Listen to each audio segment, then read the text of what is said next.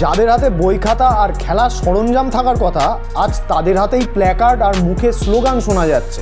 কেন এইসব কচিকাচাদের আজ রাস্তায় নেমে এইভাবে আন্দোলন করতে হচ্ছে? তাদের দাবিই বা কি?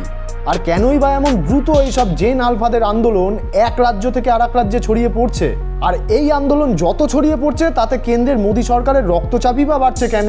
তো আসুন ব্যাপারটা একটু তলিয়ে দেখা যাক। এইসব পড়ুয়াদের দাবি কিন্তু খুবই মামুলি, যা যে কোনো সভ্য দেশের পড়ুয়ারা তার না চাইতেই পেয়ে থাকে। কিন্তু আমাদের এই পোড়া দেশে এইসব পড়ুয়ারা শৈশবে সরকারি স্কুলে শিক্ষালাভ করতে এসে দেখে তাদের ক্লাসরুম ভাঙাচোরা, মাথার উপরে একটা ফ্যান ঘোরে তো আর একটা ঘোরে না, অনেক ক্ষেত্রে বিদ্যুৎ সংযোগই নেই বা থাকলেও তাও অমিল, এছাড়া অস্বাস্থ্যকর টয়লেট, বিশুদ্ধ পানীয় জলের অভাব, প্রয়োজনের তুলনায় শিক্ষকের আগাল ইত্যাদি ইত্যাদি। আর এইসব ছাত্রছাত্রীরা কিন্তু দিনের পর দিন এই পরিস্থিতিতেই ক্লাস করছে। অনেক ক্ষেত্রেই স্কুল কর্তৃপক্ষকে জানিয়েছে তারা, কিন্তু তাতে কোনো ফল হয়নি এবং তাদের এই ন্যূনতম মৌলিক দাবিগুলো কোনোদিন ভোটের ইস্যুও হয়ে ওঠেনি। এমনকি দাপিয়ে বেড়ানো শাসক বা বিরোধী কোনো দলই এই দাবি আদায়ের ব্যাপারে এগিয়েও আসেনি। তবে সাম্প্রতিক একটা ঘটনা এইসব বঞ্চিত পড়ুয়াদের একটু আশার আলো দেখিয়েছে, আর তা হলো দিল্লির যন্তর মন্তর থেকে শুরু হওয়া নিট প্রশ্ন ফাঁস ও শিক্ষা দুর্নীতির বিরুদ্ধে জেনজি বা ছাত্র যুবদের আন্দোলন, যা সারা দেশে ছড়িয়ে পড়তেই মোদী সরকারের শিক্ষামন্ত্রীর পদ থেকে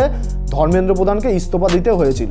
এক কথায় এই আন্দোলনের সামনে পড়ে দাম্ভিক ও পরাক্রমশালী মোদী সরকারও শেষ পর্যন্ত মাথা নোয়াতে বাধ্য হয়। আর এই ঘটনা জেন আলফাদেরকেও অনুপ্রাণিত করে, ফলেই তারা জেনজিদের পথ অনুসরণ করতে শুরু করে। জেন আলফাদের এই আন্দোলন প্রথম শুরু হয়েছিল উত্তরপ্রদেশে, তারপর তা রাজস্থান ও বিহারে ছড়িয়ে পড়ে।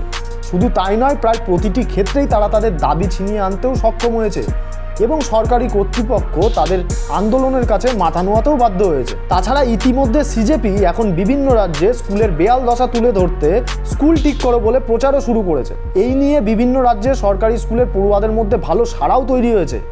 আর তার ফলশ্রুতিতে গত সোমবার আবার এইসব স্কুলের পড়ুয়াদের বিক্ষোভের মুখে পড়ল যোগী আদিত্যনাথের সরকার। লখনৌয়ে বৃষ্টির মধ্যে জয়প্রকাশ নারায়ণ সর্বোদয় বালিকা বিদ্যালয়ের প্রায় 102 ছাত্রী স্কুল থেকে বেরিয়ে এসে রাস্তা অবরোধ করে। তাদের অভিযোগ, উত্তরপ্রদেশ সরকারের সমাজ কল্যাণ দপ্তর পরিচালিত এই স্কুলে পদার্থবিজ্ঞান, জীববিজ্ঞান ও ইতিহাসের মতো বিষয়গুলিতে কোনো শিক্ষকই নেই। প্রায় 2 ঘন্টা ছাত্রীদের এই অবরোধের জেরে এদিন লখনৌ দুব্বগা বাইপাস বন্ধ ছিল। শেষে সমাজ কল্যাণ দপ্তর ও জেলার পুলিশ প্রশাসনের কর্তারা ঘটনাস্থলে গিয়ে ছাত্রীদের অভিযোগ শুনতে বাধ্য হয়। ছাত্র যুবাদের এইসব আন্দোলনের একটি লক্ষণীয় বিষয় হচ্ছে তারা তাদের দাবি আদায়ের জন্য শাসকের জলকামান, টিয়ার গ্যাস, লাঠি, এমনকি গুলির সামনেও বুক চিতিয়ে দাঁড়িয়ে পড়ছে। আর এই ঘটনা সরকারের বুকে কাঁপন ধরিয়ে দিচ্ছে, কারণ এই ঘটনা প্রতিবেশী দেশের স্মৃতিকে উস্কে দিচ্ছে। তাছাড়া শাসক দল বিজেপি দেশের বিরোধী জোট ইন্ডিয়ার শরিক দলের নেতামন্ত্রীদের ইডি সিবিআইয়ের ভয় বা টাকা ও ক্ষমতার লোভ দেখিয়ে সহজেই অনুগত ভৃত্যে পরিণত করতে পারলেও এইসব প্রতিবাদী ছাত্র যুবকদের ক্ষেত্রে আর ওই অস্ত্রে কাজ হচ্ছে না। ফলেই শাসককে বারবার থমকে দাঁড়াতে হচ্ছে বা পিছনে পা ফেলতে হচ্ছে। সেই কারণে রাজনৈতিক বিশ্লেষকদের একাংশ মনে করছেন দেশ জুড়ে আন্দোলনের শক্তি হিসাবে এই জেনজি ও জেন আলফাদের উত্থান কেন্দ্রের বিজেপি সরকারের রক্তচাপকে দিনকে দিন বাড়িয়ে দিচ্ছে। তো এই নিয়ে আপনি কি মনে করছেন? আপনার মতামত অবশ্যই আমাদের কমেন্ট বক্সে লিখে জানান।